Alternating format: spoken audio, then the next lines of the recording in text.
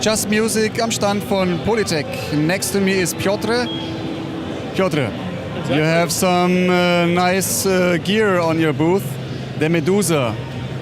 Indeed. Please tell me a little bit more and give me an overview. So this is our booth, but this is something we did collaboratively with Yannis and his company Dreadbox. Mm-hmm. So what it is the perfect combination of analog stuff and crazy ideas from us within the digital world. So it's called Medusa. It is hybrid synthesizer of classic Dreadbox sounding analog stuff and their filters, and our oscillators as well that are made digitally. But on top of that, we added the new way of controlling it using this grid, as we call it. So this is the keyboard that you can freely customize, but also it's very expressive because you have XYZ expression. Okay, cool. I think the best way is to show you the features one by one, including the sound. So I think we should start with analog part, with Yannis' stuff. Okay, I actually go through the workflow of the synth.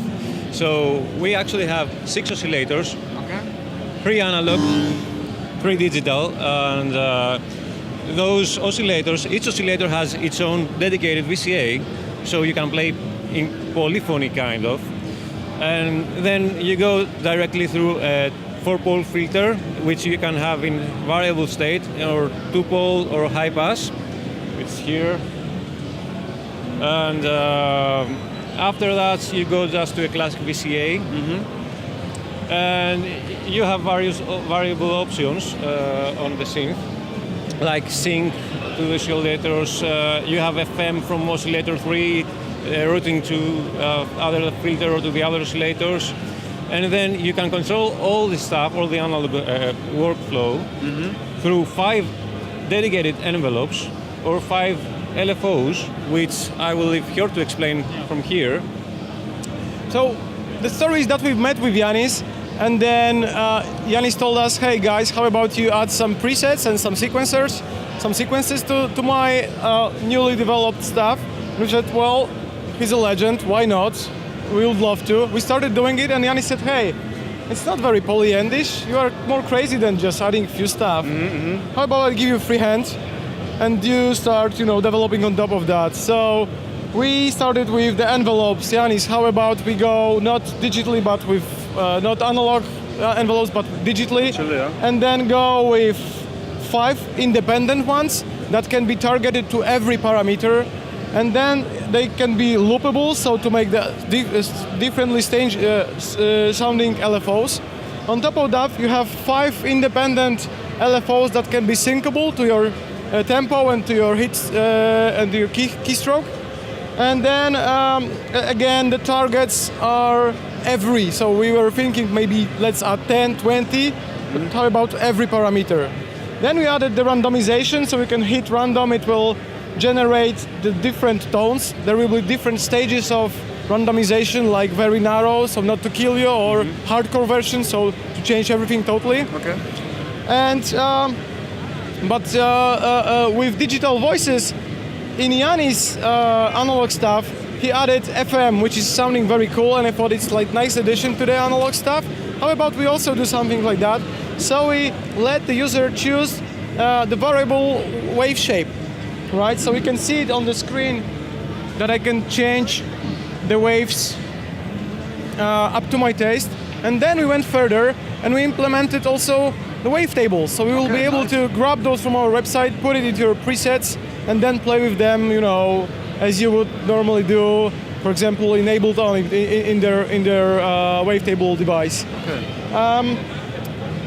What's most important, I suppose, is that you see the grid and you think it's a step sequencer, you think it's a keyboard, and it's both. And on top of that, we added loads more functions. So, for example, you can choose for each of those steps where should you target your X, Y, and Z movement. So, for example, you can do the vibrato, you can do like filter sweeping with your fingers. It's very, very easy to use and expressive.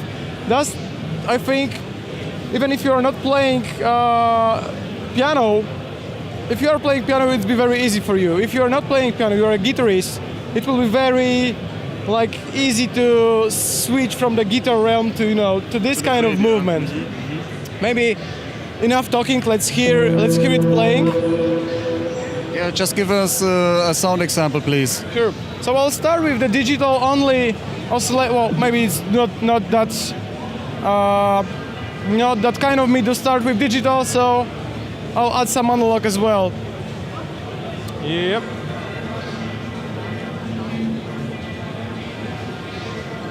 Oh, sorry, it was... There you have it. I've pre-programmed the chords up front so I can play it live.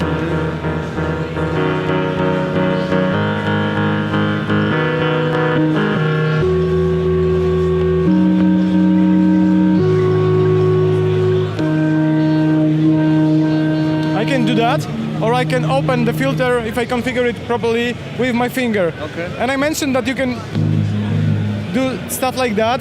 So how about I'll show you some like strumming stuff.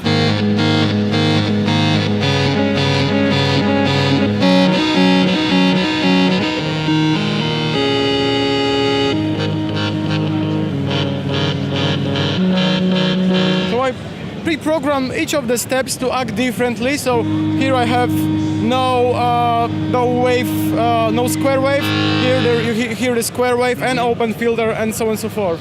Now let me show you some cool features that are showing envelopes. Where is it? Let me check envelopes. Yeah, right there. And you see on the screen what's going on. I'll add some vibrato to it once again.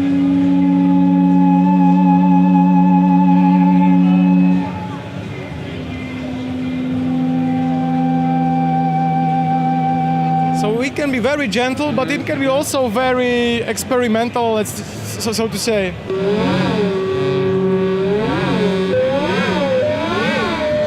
And again, you see all the LFOs on the screen, right? Let's hear one more. So it's very good to play strings and stuff.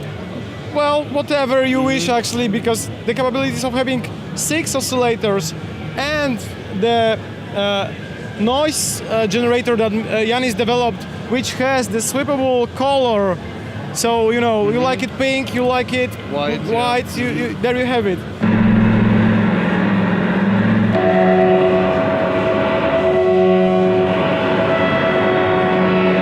And on top of that, you can play drums. So maybe I'll load some drum samples. No, not samples, drum voices. All right.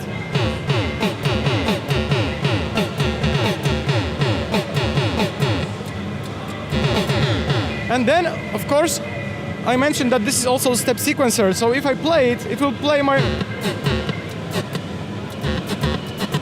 Right? Mm-hmm. On top of that, I can start working with it and record it. So I hit record. And you will hear, if it resets, it will hear my movement. Mm-hmm. And let's add some, maybe more. I'll go for another one.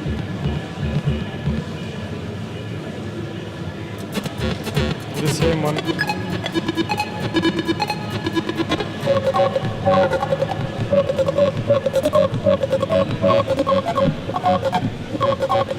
So it's very lively, very nice to play. Mm-hmm. Someone asked us if you can play microtunes. Well, you just configure it that each of the steps is a little bit microtuned, mm-hmm. but maybe in the future we will implement the Scala importing.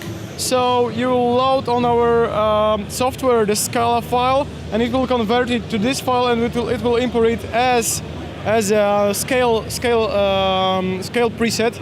I didn't mention that we have scales. So for example, I can load some sound and go to scales. And then I have some, I don't know, gypsy kind of, mm-hmm. some other things. So it's very easy to start playing it If you choose your root note, then the scale, easy, with loads of deep functions on the right side. What are the connection thing? What kind of connections did the Medusa has? So first of all, you have two outputs for the headphones and the master, and you have the input for inputting your, let's say, bass or guitar, and then drive it through the sequence. So change the filters during the sequencing. It's very nice. And then you have MIDI input for playing it from external keyboard or clock syncing, and MIDI output to send the notes, sequence notes, and also send the clock out. Okay, Yannis, do you know when we can buy this gear? Is there any release date already? September. I can say safely September, yeah. Round about that, okay. And it's the price? 999. 999 euros. Okay, that's very affordable. Including VAT and shipment, of course. Okay, cool. Piotr, Yannis, Thank you. thank you for showing us the Medusa. Thank you. Great combination of Dreadbox and Polyend.